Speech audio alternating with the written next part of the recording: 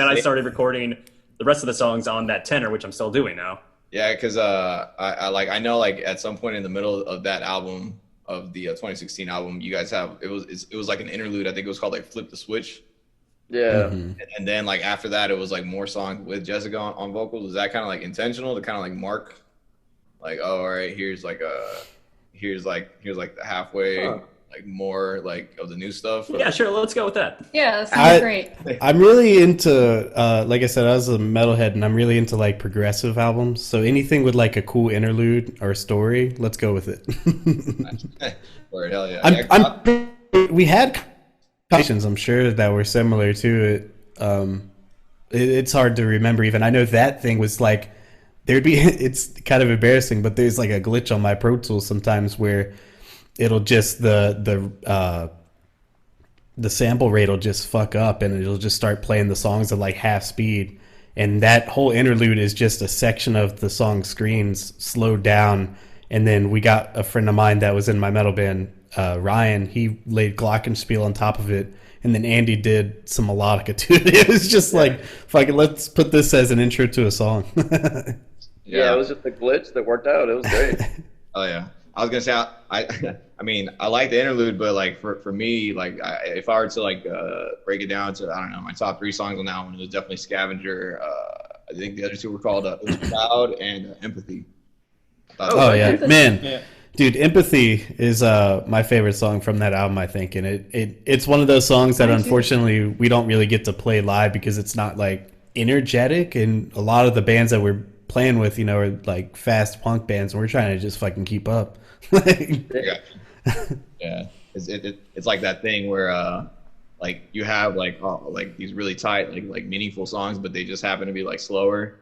And you know, if you're playing in like a live crowd where people are, you know, circle pitting for 90% of it, it's like a certain subset of the crowd's gonna appreciate it, and the other subset that, you know, is probably getting turned the entire time is gonna be like, oh, come on, play something faster or something like that. Yeah. Yeah. Exactly. Nah, hey, you know, understandable, but you know, I mean, for the people that check out the album, though, I'm sure they all got it, you know, definitely. I appreciate that. Yeah, it means a lot to know someone listened to that one, because we love that song. Yeah, no, hell yeah, yeah. We always have a conversation about that one where it's like it's at the end of the album and we never play it live, so it's like the people that know that song are the real ones. Like, damn. Exactly. No, I wouldn't be surprised if people like know the song, but they're like, "Who plays that? Flying Raccoon Suit?" No, that's not them. That's right. Well, it'll be interesting, especially like looking down the road. I mean, we have a couple songs already on like the writing process for our next album after this one and everything, and like eventually we'll have an entire set of just indie songs we could pull out of our ass. Like, oh, that's if we ever have to play that indie show. Yeah. That's cool. Hell yeah. And I was gonna say that's especially cool because, you know, the way that, you know, streaming is going, you know, you guys have like all the stuff you have up already, like including the single for Static Home, the next album, and then what you're saying, the next album.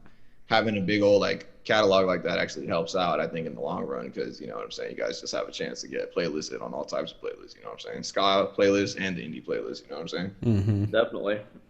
Yeah, we love sort of mixing ska with all these different genres, and you'll hear that a lot on our next album too, because there's so many cool things you can do with ska as the backbone of the music. Like our first single for this next album, Driftwood, is sort of a mixture of surf rock and ska, and then it has like a funk bridge and a heavy outro. But yeah, there's so many cool ways to mess around with it and mesh in with different bands you play with too. Yeah. Which single are you talking about? Which song was it? Oh, so that'll be Driftwood. It'll be track 3 on our new album. Okay, word. So what's in for the new album? The new album is Afterglow. There you go. Yeah. Yeah, because I was gonna say on the Dropbox links that you sent me, I was listening to all the songs, but I missed the name, so I'm like, yeah, you know, yeah, it's the hard part about sending those forwards to people. Dropbox user friendly in that way. Yeah, hell yeah. I mean, well, for me, well, first off, thank you for sending that, honestly, because I know it's like, you know, it's like unreleased, but I appreciate that. I was gonna Don't say, tell anybody. I'm gonna wait to tell everyone how good Red Herring is. I like that song a lot. Thank you. I also like Toss and Turn as well, and Yeah, there you go. definitely Don't Wait. It was super hard as well. You know what I'm saying? Oh, Definitely. thanks. Yeah. That's a unique one in the sense that our trumpet player actually wrote that song, and that's so far the only song he's written for us, and it came out super different. I know you guys did the the quarantine like jam sessions a couple months. It was like 3 months ago. I think you guys did that. Yeah, Esteban over from Matamoska over in, I think out of California, but Yeah. they put on that awesome Quarantine for a Cause event, and I think he's been doing them regularly since then. But Yeah. yeah, it was great to have that creative outlet in a time of no shows, and even now, there's some more cool content like that coming up. Aside from those jam sessions, are you guys gonna maybe, I don't know, trying to like film any like music videos for the album, or are you guys? Oh, are we? Oh, what a question! We'll never tell. We're definitely not going to film anytime soon. Hint, hint. That's not inaccurate. We have content already. Luckily, enough of us are good with video editing that so Jessica and Kerley are handling editing for our first music video, and then I'm handling editing for our second music video, and we've got content planned for after that too. Nice. Hell yeah. Jessica, you want to talk about any of those cool things you're doing? Not necessarily. Do it. Damn. I mean, You guys have been doing video editing for a while, like just in general. I made like Kerley. 2 memes in the day. Can't Yeah, lie. I run like a little YouTube gaming channel, Kerley Studios, and I've been editing. It's kind of the same thing as recording music. Whereas I used to have like this little handy cam, like those Sony tiny disc ones, and I would literally like go through edit on the little touch screen on that thing when I was a kid and stuff.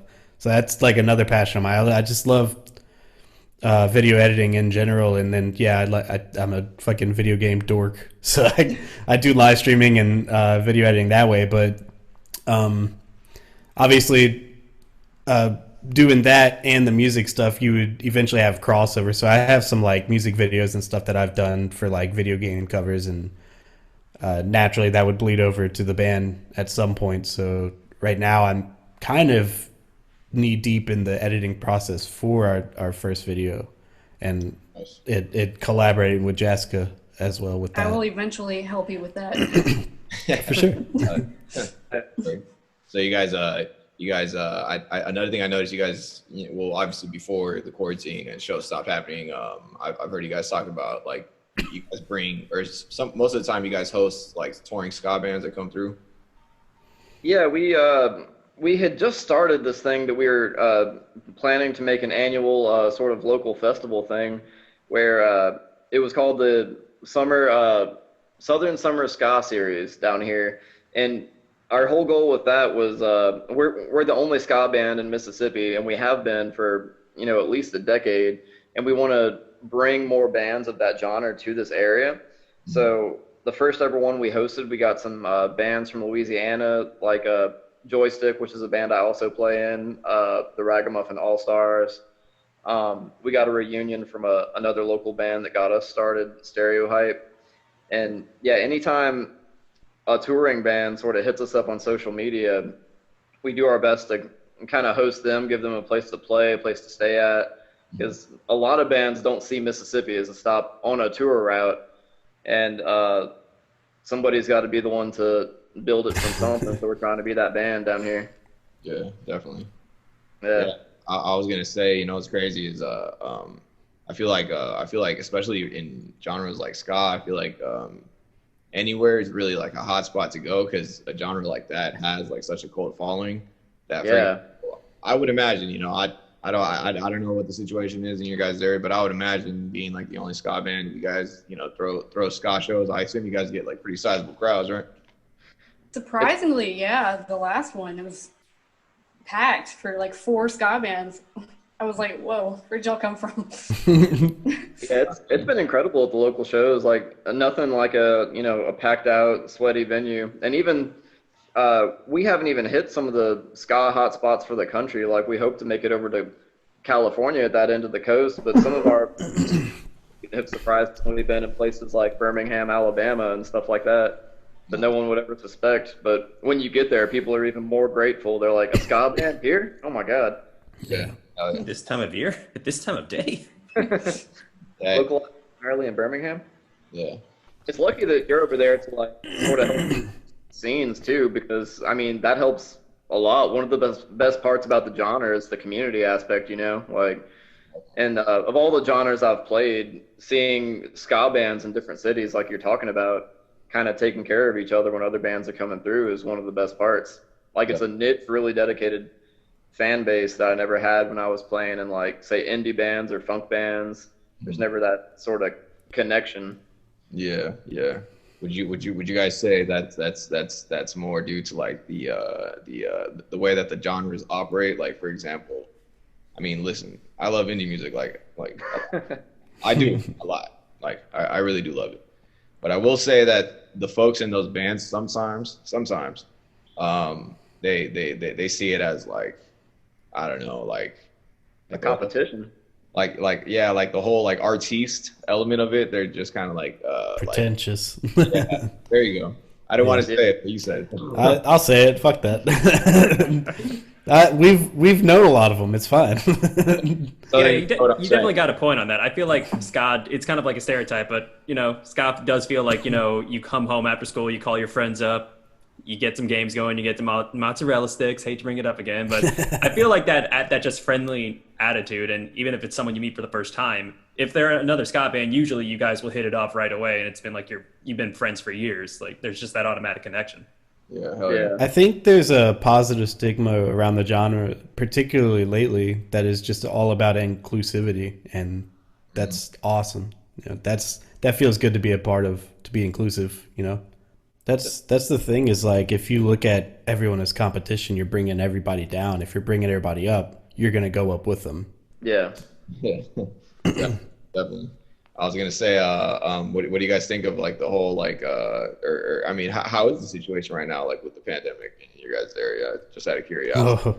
Oh. Well, Not good. It's pretty bad down here. I mean, you know. We never really, it's sort of a lawless wasteland over here because it never really fully shut down. I think they sort of made appearances for 2 or 3 weeks, and then it was business as usual, and it still is. And, you know, it's hard. People got to go to work, and people don't even take precautions seriously here. Like, everyone in the band obviously does, and there are other people that do, but we can go to any supermarket around here and be one of the only people in a mask, that sort of thing. yeah. Where I work, it's very bad. I work in a casino, and my wife is a school teacher, and right now, as I speak, I've got COVID. Me and my wife do at the same time. And it's bad, and I wish people took it more serious, because it's been hell. This past week has been hell. So, also, in case, excuse me for coughing and clearing my throat so much, but yeah, it's a struggle. It's all good, man. It's all good. Yeah, shit, man. I appreciate you for staying up this late with. Oh man, I mean I've been looking forward to it, but I mean it sucks being down here, and like, I know as soon as I go back to work, I'm gonna deal with the same assholes. It's so bad where we are right now. Like Andy was saying, nobody's taking it serious. I've gotten in. I'm working in management at the casino, and I've had to like throw people out because they don't want to wear a fucking mask, and it's just like, dude, like looking back in retrospect, coming from the other side of it now, having it, I'm just like, it makes me even more pissed off. Like, it sucks. Yeah. Damn, man. Well, shit. I mean, what's up with like the whole like live show situation? Like, are they stopping like public events, or is it? Oh no, it's thriving down here. Not for us, but you know, Yeah. it's definitely thriving. We played our only show of the year, our only live show that wasn't a live stream, back in January. You know, I think maybe a month after the initial shelter in place, they were already hosting shows again. And there's a lot of bands that wouldn't even normally see this as a tour stop that are now touring only the states that are open. So like Mississippi, Alabama, Florida, people will come and just like tour this little area because that's all that's Alabama. open. Alabama is like crazy having shows right now. Yeah. I definitely seen like a lot of